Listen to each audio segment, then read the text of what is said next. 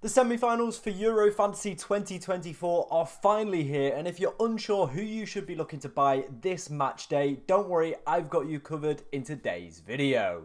Now, before we go and look at individual players, I think it's important to know which teams we should be looking to target. Obviously, people on different strategies at this point. Some people on the wildcard, some people, obviously like myself, are just playing with free transfers now. So I think it's important to note which teams, again, for both strategies, we probably should be looking to target. And kind of with our wildcards as well, which teams maybe we should be kind of having more of a focus or more of an emphasis, of kind of reaching the final. So obviously, picking more players from those teams. So as you can see, down the bottom, we do have data from Opta. Again, they fancy Spain to win Euro the most out of all the other teams. France and England in second place, or joint second place. And then the Netherlands, they're not fancied really at all, a 14% for them. So obviously, we're going to start off with the wildcard strategy first, because I know a lot of people will be looking to hit that wildcard button this game week. So for me, I probably would have slightly more Spain players than France players. But obviously, I'd probably still recommend maybe 3 France players, maybe 2, and then go for 3 Spain or 4 Spain if that's the kind of case. Then with England, you're probably looking at loading up on a lot more of their assets rather than the Netherlands. Probably only maybe 2 from the Netherlands and maybe 4 from England. Probably more from the defensive side as well, from what we've seen from England this tournament as well. Much better defensively rather than offensively. It's very, very difficult to predict when England are going to score, and usually from open play, we don't look that good, to be honest. I think there was a stat going around on Twitter that per 90, Kai Havertz has had better expected goals than the entire England team. So that kind of says where England are as a side, to be honest, from an attacking standpoint. So like I said, that is the wildcard strategy. Obviously, the teams that I would be kind of looking to focus a little bit more on. Moving on to transfers, like myself, obviously I'm looking at this. I'm seeing that England have a very, very high probability. I've currently got 4 Dutch players. Now, I'm thinking what I'm probably going to do with my transfers is maybe get rid of one of my Dutch players and maybe kind of move to 4 English players. Then probably up my Spanish. I've only got 2 of those, so probably bring in another 2 of those and maybe 1 more France to make it 3. Kind of just even it out a little bit. But for me personally, obviously I would be looking at teams like Spain, but mainly I think your transfers probably should be focused on England players, with us having quite a high probability of progressing to the next round. Obviously fancied a lot more than the Netherlands as well. Let's move on to some data from 11FI as well. Obviously, this coming from 11FI. If you want to go and check out any of their stuff, link to that in the description, because they've been doing some amazing stuff over the course of this tournament. And as you can see, England are fancied the most out of all the teams to go and win in the semi-finals. Then it's Spain with 39, then France with 37, and the Netherlands with a 32% probability of a win. As you can see, England clean sheet wise as well, we are back to the best with a 26% probability and have the highest expected goals along that way. So again, it would suggest going for England players over everybody else, whether that's transfers or wildcard this week. Is definitely worth looking at the England attack. In terms of the Spanish and the French one, as you can see, there's not too much in it, to be honest. You're probably talking maybe 1 to 2% in terms of clean sheet and wins. So kind of picking between those players, it's probably going to be a little bit more difficult. I definitely think Spain have looked a lot more offensive rather than defensive, and obviously with some suspensions for them, probably worth picking up their attackers rather than their defenders. Then for France, it's very, very difficult. I probably would be looking at people like Koundé and Saliba as well, but we will come on to talk about assets a little bit more, but I wanted to share this data with you. So like I said, wildcard, probably looking at maybe more English, Spanish, and then probably France and Netherlands in that order.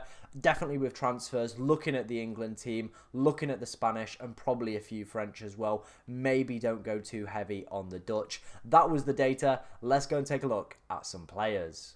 Alright, let's start off with England first. Obviously, I've outlined some of the players I would potentially be looking to target. Obviously, some of these players are already in my side, or some that I am looking to bring in this week. As you can see, it's a little bit more defensive heavy than offensive heavy. Obviously, I've spoke about England and the Kai Havertz comparison there with the expected data. And as you can see, nobody kind of really lighting it up, to be honest. Obviously, there is one exclusion on this list. It is Harry Kane. I brought him in this week, but he just doesn't look quite fit, to be honest. And he's just not really turned up this Euros. I know he's got himself 2 goals, but to be honest, this whole tournament, it's not really been his. I definitely think he's still an option, but probably not someone that I would be highly overly recommending this week, to be honest. So these are the players that I'm going to go with. Obviously, defensively, England, they look a lot better. They look very, very structured, very, very rigid. And as you can see, their players do pick up really, really good ball recovery numbers as well, which does seem like a massive cheat code. I've spoke about it in multiple videos, but like I've said throughout the course of this tournament, ball recoveries are just immense and a massive cheat code as well. Mark Gahey will be back from suspension. I know Ezri Konsa had a pretty impressive game today, but I think they'll put Gahey straight back in as well. Obviously, he's had a little bit of break, and as you can see, he has 37 ball recoveries. That is the most of any player that has left so far in the tournament as well, and you do imagine that he's probably going to just slot straight back in and continue to pick up those ball recoveries. Obviously, there are some other England defenders as well. John Stones has played every single minute at the back for England. In terms of their kind of attacking data, him and Kyle Walker, there's not really too much to write about. Obviously, Kyle Walker got an assist. Ball recoveries as well, they're pretty similar, to be honest. So either one, maybe if you're looking to save a bit of money, it probably is going to be John Stones. But if you are looking for an England defender, or maybe to bring in an additional England defender, maybe you've already got Pickford and one of Stones or Walker, I probably would be recommending Mark Gahey. Usually as well with the England lineup, we do usually get it a few days earlier. It just does leak online, and we will find out if Mark Gahey is playing. But with those high ball recovery numbers, I definitely think he could be a great player to go and pick up. Jude Bellingham, he's just the man, isn't he? He is just the man. His data is not overly exceptional, but he scored big goals for England at this tournament. Even had the power to tell Gareth Southgate that he wasn't coming off. So I think that kind of sums up the mentality and everything about him. So definitely with there being a lack of high quality midfield options, I definitely think Jude could be a very, very decent shout. But interestingly, Bukayo Saka had an absolutely fantastic game today, didn't he? Obviously picked up the Man of the Match award as well. Again, data-wise for England, it is pretty disappointing, but with the midfield options being a little bit limited with some of the sides as well, I'm thinking along the lines of France. There's not too many high-quality midfielders from their side. With the Netherlands as well, you've only really got Xavi Simons as a midfield option, so we are going to have to look at some of these England boys, and I do think Bellingham and Saka are probably the two players that I would be targeting from that England midfield. Moving on to the other side of the England draw, we do have the Netherlands or Holland, whichever one you want to go for. And I definitely think there's some interesting assets to go from this side. Obviously, I said probably don't look too heavy, but obviously if you're on a wild card, you do have to kind of balance it out. Same with transfers as well. You do have to kind of hedge your bets in some regards. And some of us might already have Dutch players as well, and maybe some of us might not have any, and obviously be looking to bring some in. In terms of forwards, like I said, there's not too many midfield options. It's probably realistically only going to be Xavi Simons. Everybody outside of that is not really an option for me, but Xavi Simons didn't look overly impressive today. Picked up a yellow card, came off around the 87th minute as well. I'm not like overly impressed. I don't watch him and want to have him in my team. I've kind of just gone along with kind of the crowd a little bit on that one, and that's why he ended up in my team. So I'm not going to recommend him to you guys because I'm not overly confident on him.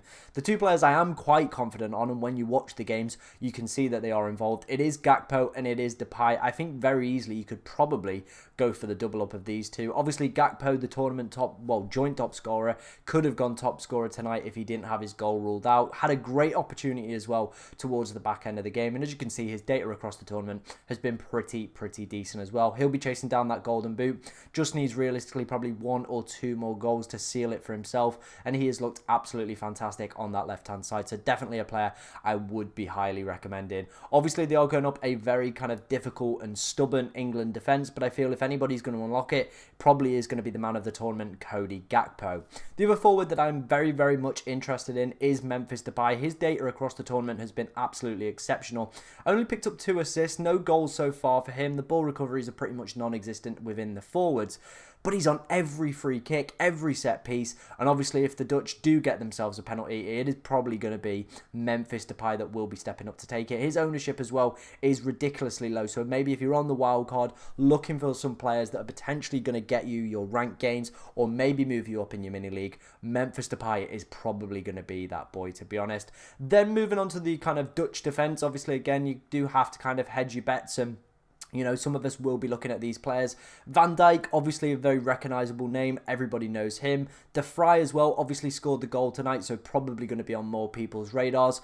There isn't really too much to split them, as you can see, in terms of data. Obviously, De Vrij has got the goal. Ball recovery's one more. So, again, there's not really too much to kind of say, you know, Van Dijk is worth that extra million. So, maybe De Vrij, just save yourself the million. Just have him and don't worry about Virgil van Dijk, because realistically, the data isn't suggesting there's a split. When you watch the games as well, it does seem like Van Dijk is more the leading player, but both of them with ball recoveries are very, very similar. So I think realistically, if you're just going to want to save a mil, go for De Vrij. Go for it. And then the other defensive option is Denzel Dumfries. He seems to me, from an eye test perspective, always to seem to be in the right place. Very unfortunate. Obviously, he did pick up still an assist, but obviously it's kind of a little bit more dubious now with it being an own goal. So it won't go down as like a proper assist, but it'll go down as a fantasy assist. Ball recoveries, they're pretty dismal, but you are getting him in for that attacking kind of outlet. And I definitely feel he could be a player that could cause England quite a few issues. Like I said, from an eye test perspective, I'm a real big fan of Denzel Dumfries. So I think if you were maybe thinking about a double Dutch defence, I probably would recommend, you know, probably one of De Vrij and Dumfries. Van Dijk, I think for that extra mil saved, I think De Vrij is the better player. Moving on to the other side of the draw, we're going to start off with France first. Again, they seem very much like England, very dull, very uninspiring to watch, to be honest. So it is quite hard to kind of pick and recommend assets. We'll start off with Kylian Mbappe. I feel like it's so difficult because you can clearly see that potentially the nose is having an issue on the way that he's playing. Didn't look great the other night, but his data is pretty ridiculous across this tournament, to be honest.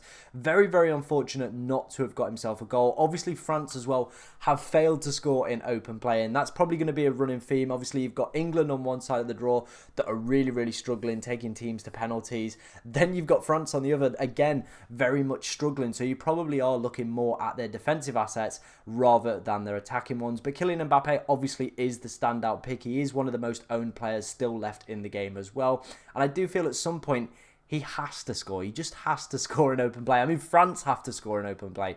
It's going to have to happen at some point. But we did see that he is prone to some early substitutions as well. So I think if you've not already got him, probably maybe wouldn't even bother bringing him in, to be honest. That's how I'm currently feeling about Kylian Mbappe. I think if you've got him, just leave it. It will be fine. Let's wait and see what happens. But in terms of bringing him in, I think you could maybe look at some potential differential options that could get you a little bit of rank gain if Kylian is going to continue to stink it up. Kante, I think, is a decent option in the midfield. 6 million. Mainly going to be in there for the ball recoveries. As you can see, 20 ball recoveries. He's more in there for the man of the match, kind of just disrupting games and stuff like that. And I do feel with a lot of these games being quite tight and edgy, I definitely feel players like Kante, Rodri, these players that just dictate play, break up the ball, obviously look kind of good on the FOTMOB ratings and have the potential to pick up the man of the matches, could be players that, you know, might shine and might do a little bit well over the kind of these kind of knockout games where it's very much kind of tighter, kind of more one step forward, two steps back kind of football, to be honest. So he could be a you know, a nice little cheap option. Wouldn't be expecting too much, probably just a couple of ball recoveries. And again, like I said, if he could pick up that man of the match. Moving on to defenders, I think you're spoilt for choice, to be honest, with French defenders. Hernandez feels, you know, like he should have got an attacking return at this tournament, but he hasn't. And I feel with Jules Koundé being pretty expansive as well going forward, as you can see, there's not too much in terms of their data splitting Koundé and Hernandez, but you are getting mammoth ball recovery numbers from him. So Jules Koundé is the pick over Hernandez. You're also saving yourself 0.5 million. Saliba as well, probably I would say edges it just over Hernandez for me. I do feel he has probably been super unfortunate not to have got himself an attacking return, but the way a lot of the games are going, it does feel like kind of ball recoveries are kind of the main dominance. But I really do like Hernandez. I've got him in my own team. I think, like I said, he's been super unfortunate. I feel one of these games he could get lucky and get himself into the right position. But for me, I probably would put Koundé, Hernandez, Saliba like that. If I was to pick for French defenders, I think Koundé is obviously the clear favourite with the ball recovery numbers and still pretty good attacking data as well to go with that. So he's my number one pick. Hernandez, Saliba, I think it's quite close, but I probably would just gamble on Hernandez getting those attacking returns. And finishing up today's video is going to be the final team we are going to talk about. It is Spain. They are taking on France. And you know what? I think from an attacking standpoint, this is probably the team where we're going to probably have a few more attackers because they have looked very, very good going forward. A lot of high quality players as well that are picking up goals. Good data as well. Some of the players on this list have better data than obviously like the England and France players as well, as you can see. So some very, very interesting players. So we're going to talk through all of them and I'll probably give my rankings in terms of those options. So we'll start off with Williams. Obviously he had a good game, I think 2 games ago, maybe in the round of 16. Wasn't like amazing in the quarterfinals. I think he was okay, but again, he's probably still a pretty decent option, to be honest. I feel anyone out of kind of this Spanish front line is really, really decent. I feel with his pace and ability and trickery, he's always going to be a threat as well. 1 assist so far this tournament, and like I spoke about, the data is pretty decent as well, but there's still probably a little bit of room for improvement with him.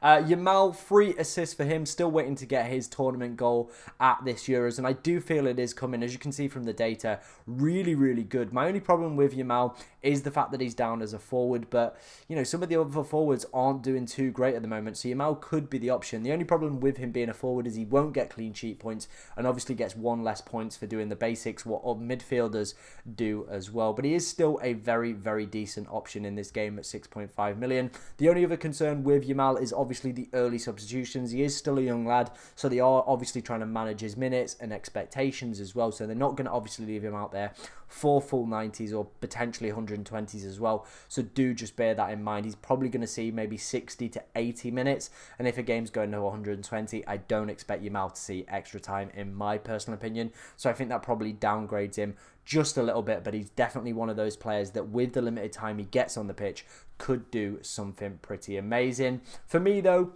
I think it's probably between these 2 assets that I'm potentially looking at bringing in. Ruiz has obviously been one of the standout players this tournament for Spain. He's got pretty decent ball recoveries as well compared to all the other midfielders. Data as well is pretty good. 2 goals, 2 assists for him, and at 6.5 million seems like an absolute steal. Obviously did go off with a little bit of a niggle, so let's wait and see before bringing him in, just to kind of confirm that he is 100% fit and will be available for the semi-finals.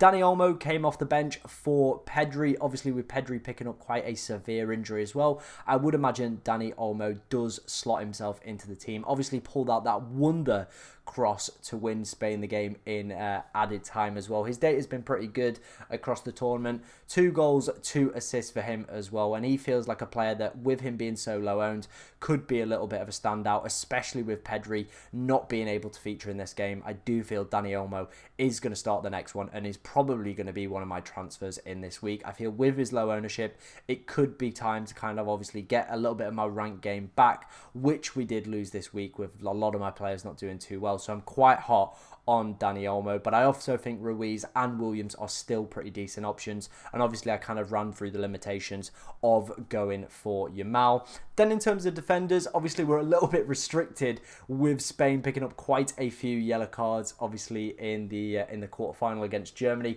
Cucurella probably going to play at left back. His ball recovery numbers as well are okay-ish. Obviously there is Grimaldo off the bench, maybe if they're losing or need something to happen, so could see an early substitution. Obviously you're not going to have a Carvajal for this game, so maybe Jesus Navas could be an okay option, but we don't know whether or not he's going to play. Also, as well, Lenormand suspended, so you're probably looking at Fernandez as the other centre-back. So I think for me, Cucurella is going to be the most nailed out of all the defensive picks if you are looking for one. But that also works on the flip side as well with all these suspensions for Spain at the back. Could it be time that, this France team that has accumulated so much expected goals and yet to fail to score in open play could finally break it, and maybe people like Kylian Mbappe, it could be their time to cook. But you let me know what you think down in the comment section below. If you've got any questions about your team as well, get them in the comments, as I will try to answer as many as I possibly can. But thank you very much for watching today, ladies and gentlemen, and good luck in match day 6.